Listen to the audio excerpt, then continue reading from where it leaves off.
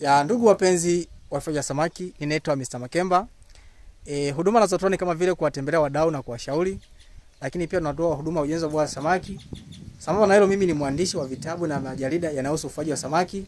Sasa nimekuwa nikitembelea mikoa mbalimbali kwa ajili ya kutoa elimu na ushauri, lakini pia nimekuwa nikitembea mikoa hiyo kwa ajili ya kutoa huduma kama vile kupeleka vifaranga samaki na kumpa mkulima ushauri na magani vipi anaweza kufuga samaki kitaalamu. Mbele yako nipo na wadau. Hapa nipo Msoma vijijini, maeneo ya Butata. Lengo la kuja huku au ziara hii nimekuja kwa ajili ya kutoa elimu na magani vipi wadau wanaweza wakafuga samaki. Nimefurahi sana. Hawa ni wadau wawili ambao wao wana nia kubwa ya kufuga samaki. Nimefika huku, nimewapa elimu na magani vipi wanaweza kaanza mradi kama vile uchimbaji wa bwawa samaki, vitu gani wawe navyo ili wafuge samaki na kadhalika. Wamefurahi sana na nimewapa majarida kama mnavyoona, majarida ambayo yatawasaidia na magani vipi wanaweza wakafuga samaki. Sasa sitaki kuwa mwongeaji mkubwa, ngoja ni wape muda na wao wajitambulisha wale kina nani, wamenufaika na nini ujio wangu wa kuja huku na kadhalika. Labda mheshimiwa, karibu sana, ujitambulishe, unaitwa nani na watu waweze kufahamu. Asante. Mimi kwa majina naitwa Ndugu Tanda Furanga. Naam. Ni mkaaji wa kijiji cha Butata, kitongoji cha Bugere. Nashukuru sana kwa kutembelewa na mtaalamu, mwezeshaji, mshauri kwa ajili ya ufugaji wa samaki. Niliwiwa tangia kipindi kirefu, nilikuwa sijapata mtu wa kuweza kuniwezesha hata kielimu. Lakini nashukuru ndugu mhamasishaji amefika kwangu. Amenieleza mambo kadha wa kadha. Kwa ujumla nimefurahi sana. Nimefurahi sana. Labda ulikuwa na nia hiyo ya kufuga samaki tokea lini? Nilikuwa na nia hiyo ya kufuga samaki karibu miaka 5 iliyopita. Miaka 5 iliyopita. Na changamoto yako kubwa ilikuwa ni hasa ni nini? Changamoto yangu kubwa ilikuwa ni uwezeshaji. Tatizo likawa ni uwezeshaji. Eneo ninalo zuri, sawa sawa, lina maji ya kutosha, hayakauki msimu wote.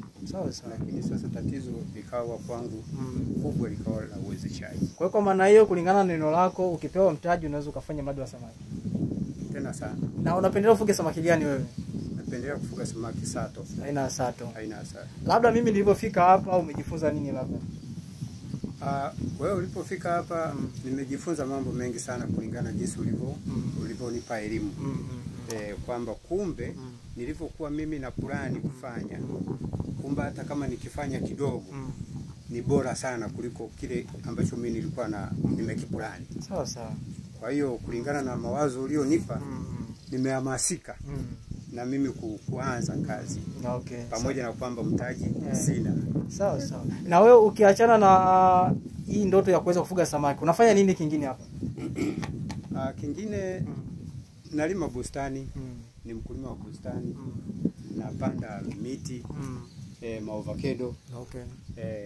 Ninalima bustani ya aina ya nyanya chungu. Nyanya chungu, babamia. Okay, sawa sawa. Na hapa kwa Butata kuna mkulima yote anayefuga samaki? Hapana. Hapana mfugaji. Hapana. Kwa hiyo kwa maana hiyo sasa tukifuga samaki tutakuwa tuna soko la kutosha. La kutosha. Samaki na sato wanapendwa sana hapa au wanapendwa sana? Wanapendwa sana. Wanapendwa sana. Okay, sawa. Kuna watu wengine wanakuja kurangua samaki kutoka mjini Dar es Salaam, Arusha. Okay, sawa sawa. Na soko bado lipo linapatikana la kutosha. Okay, ndio. Basi nakushukuru sana mheshimiwa, labda tuhamie kwa mheshimiwa wa pili. Lakini pia napenda kumshukuru ndugu Ngofira Berias.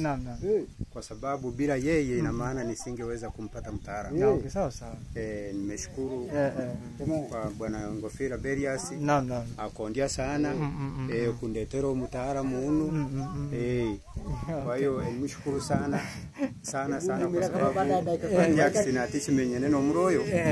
Akondia sana na nashukuru sana kwa ujumla, namshukuru. Basi ndugu wana Msoma, nadhani mmesikia ndugu yenu amejitambulisha na amefurahi sana na mgeni vipi anaweza kaanza mradi, lakini changamoto yake kubwa ni issue ya mtaji.